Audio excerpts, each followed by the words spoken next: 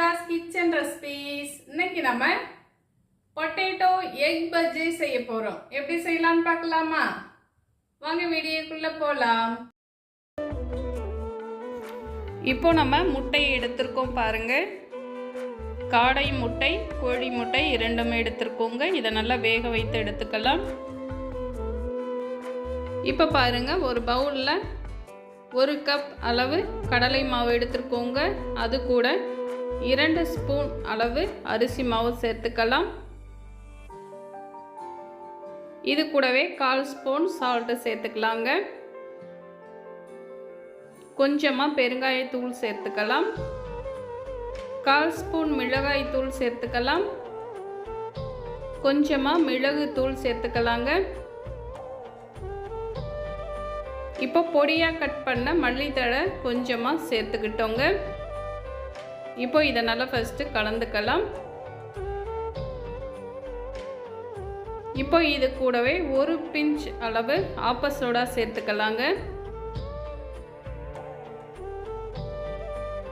இப்போ இதை நல்லா ஃபஸ்ட்டு கலந்த பிறகு இப்போ கொஞ்சம் கொஞ்சமாக தண்ணீர் சேர்த்து நல்லா கலந்துக்கலாங்க.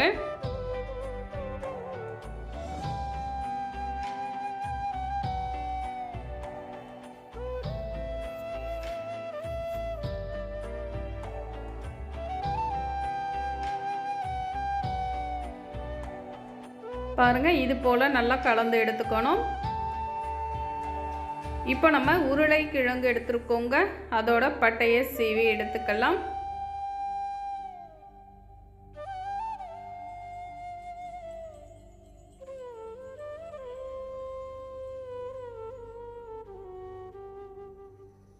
இப்போ பாருங்க, முட்டை வேக வைத்து எடுத்தோம் இல்லையா, அதை நம்ம இது போல் கட் பண்ணி எடுத்துக்கலாங்க.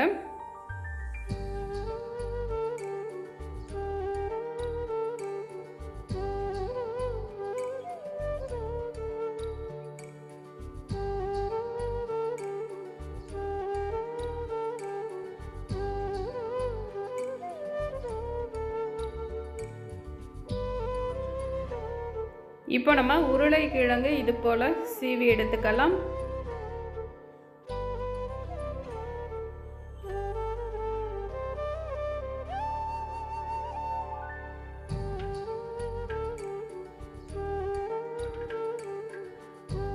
இப்போ நம்ம சீஸ் எடுத்துக்கலாங்க.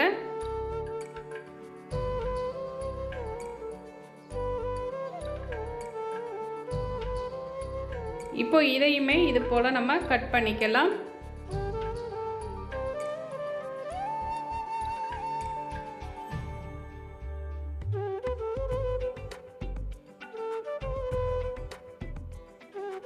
இப்போ நம்ம ஸ்டவ் ஆன் பண்ணி ஒரு பேனில் ஆயில் ஹீட் பண்ணியிருக்கோங்க.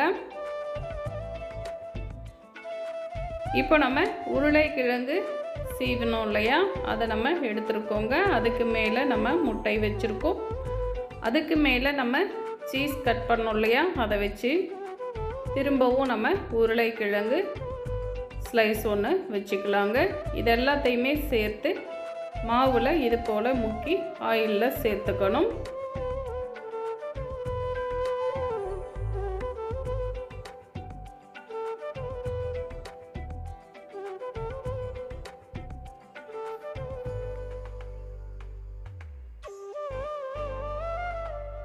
இப்போது திரும்பவும் நம்ம இது போல் செய்கிறோம் பாருங்கள். இதை அப்படியே மாவில் தொட்டு நம்ம ஆயிலில் சேர்த்துக்கணுங்க.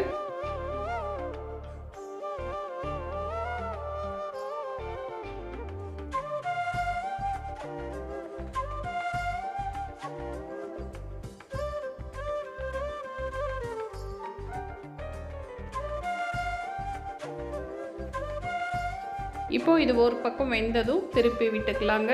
3-4 முறை இது போல் திருப்பி விட்டு ரெடியானதும் எடுத்துக்கலாம்.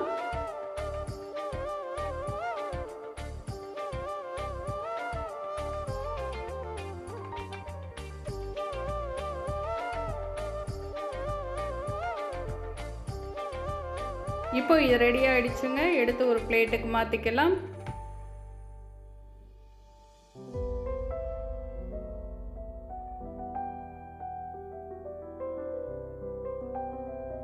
இப்போ பாருங்கள், நமக்கு ரொம்ப சூப்பரான டேஸ்டான எக் பொட்டேட்டோ பஜ்ஜி ரெடி ஆகிடுச்சுங்க. ட்ரை பண்ணி பாருங்கள். தேங்க்யூ.